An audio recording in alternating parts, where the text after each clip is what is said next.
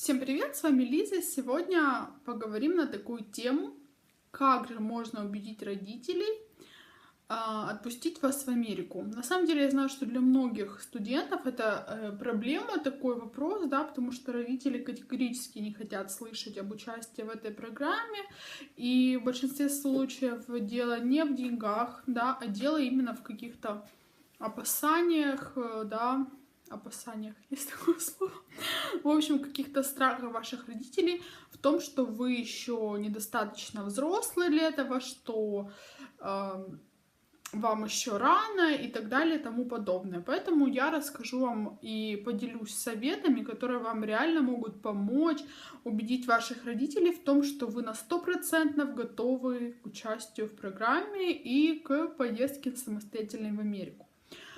Небольшое такое предыстория небольшая, да. Расскажу, как это было у меня. Я потратила очень много усилий для того, чтобы убедить своих родителей, чтобы они меня отпустили в Америку. Это было изо дня в день, на протяжении, наверное, лет 3, ну не 3, наверное, 2.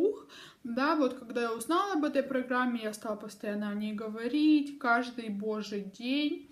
И сейчас понимаю, что это была не совсем правильная тактика, то есть она, конечно, привела к положительному результату, да, но я уже поняла для себя, что есть способы гораздо легче, которые вам помогут реально добиться того, чего вы хотите. Итак, первый совет. Вы должны стать взрослее. Это в реальности так, потому что даже когда вы подходите к родителям первый раз и рассказываете этой программе, все, забудьте, что вы ребенок, вы должны мыслить и приводить аргументы какие-то, да, уже как взрослый человек. То есть вы хотите в Америку не просто потому, что вы хотите там попутешествовать, посмотреть там Нью-Йорк, еще какие-то, а вы должны стать на такую позицию, что вам реально нужно это сделать для того, чтобы вам в будущем было легче, да, то есть это первая самостоятельная, да, поездка, это работа, то есть это опыт работы. Вы вот приводите пример, что у вас в резюме будет стоять, что вы работали в Америке за границей, то что это огромный плюс для любого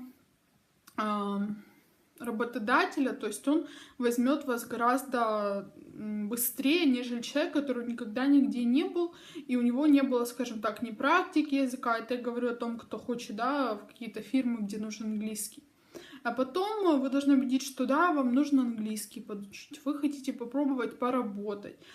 Скажите, что это, возможно, последний шанс, потому что получить визу по этой программе достаточно легко, а в будущем скажите, что неизвестно, когда еще получится, потому что получить обычную визу американскую туристическую очень сложно.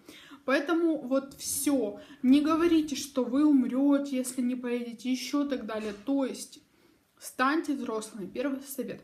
Второй. Не нужно каждый день об этом говорить. Это должно быть очень так, да, редко, но метко. То есть рассказывайте про опыт своих друзей. Не знаю, покажите им мое видео. Покажите видео других ребят. Если у вас есть знакомые, даже у меня был такой случай, это, конечно, да, немножко по-детскому, но все-таки у меня был такой случай, что знакомая моего папы, ее дочка очень захотела и попросила, чтобы ее мама позвонила моим родителям и поговорила вообще, стоит ли отпускать ребенка или нет. В принципе, тоже может такое быть. Почему бы нет, если родители категорически уже настроены, нет, нет, нет, то просто наберитесь каких-то позитивных отзывов побольше. Или, не знаю, рассказывайте родителям, показывайте видео. Может быть, если это какая-то ваша близкая подруга или друг, пускай они там придут к вам в гости, расскажут. Показывайте родителям фотографии, да, как я это делала. Моя подружка приехала, и она сделала очень много фоток.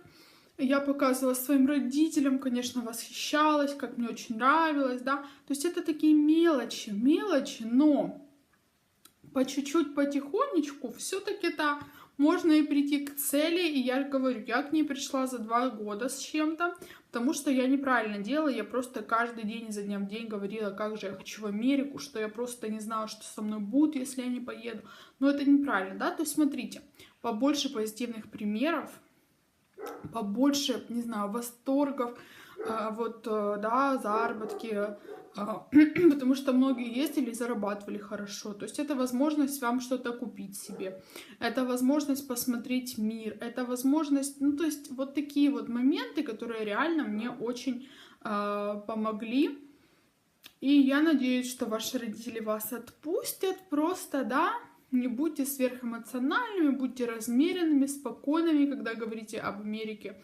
Родители поймут, что вы уже готовы к этому, что вы размышляете как взрослый человек, и что будете все делать не по эмоциям, а по уму. Спасибо большое всем за внимание.